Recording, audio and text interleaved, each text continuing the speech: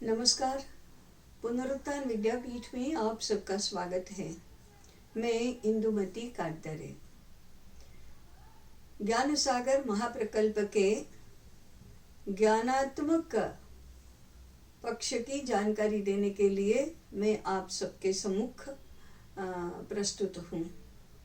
कल हम समाज व्यवस्था और कुटुंब व्यवस्था की बात कर रहे थे। कुटुंब व्यवस्था में दो मुद्दों पर हमें बहुत ध्यान देने की आवश्यकता है। ये भारतीय संकल्पना है। कुटुंब में केंद्रवर्ती यूनिट जो होता है, अर्थात जिससे कुटुंब बनता है, जिससे कुटुंब बनने की शुरुआत होती है, वे हैं पति और पत्नी।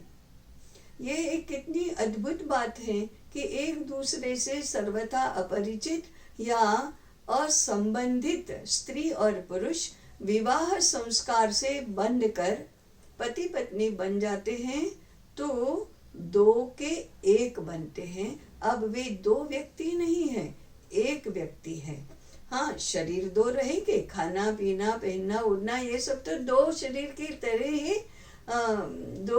तरह ही व्यवहार करेंगे। श्वास अलग से लेंगे, उनके विचार भी अलग से चलेंगे, उनकी रुचि अरुचि अलग होगी, परंतु आत्मिक स्तर पर, प्रेम के स्तर पर, हृदय के स्तर पर और व्यवस्था के स्तर पर वे दोनों एक हैं।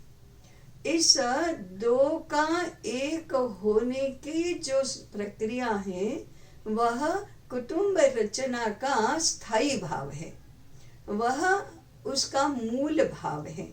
ऐसा एकात्म संबंध बनाने का प्रारंभ पति पत्नी एक बनने से होता है। ये कुटुंब तत्व है।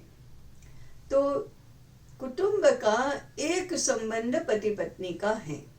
दूसरा संबंध है इस एकात्मता का विस्तार। पति पत्नी जब माता पिता बनते हैं और संतानों को जन्म देते हैं तो माता पिता और संतान ये दूसरी कड़ी है, दूसरा चरण है। और एक ही माता पिता के एक से अधिक बच्चे, दो भाई माने भाई भाई, बहन बहन और भाई बहन, ये तीसरे कौटुंबिक संबंध हैं। अब आप सोच कर देखिए, कुटुंब को लेकर सारे संबंध जो हैं वो इन तीन संबंधों में समाविष्ट हो जाते हैं। ये एकात्मता का विस्तार है।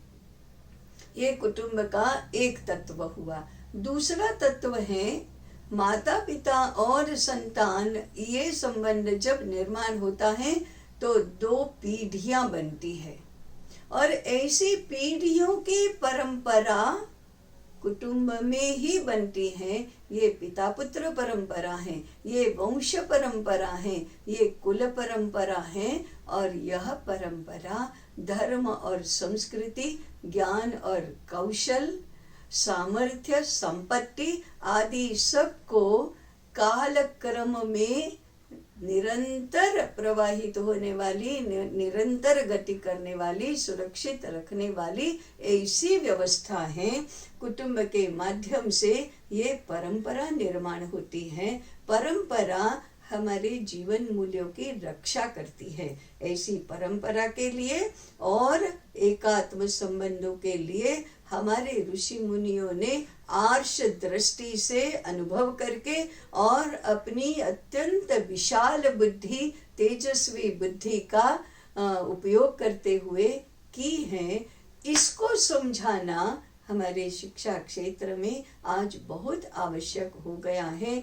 इस सिद्धांत को, इस भावना को, इस व्यवस्था को समझाने वाले ग्रंथ हमने ज्ञान सागर महाप्रकल्प में प्रस्तुत किए हैं। इनकी संख्या 50 से भी अधिक होगी और जानकारी अगले अध्याय में देंगे।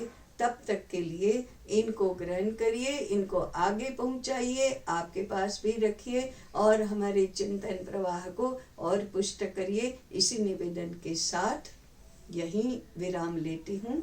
नमस्कार।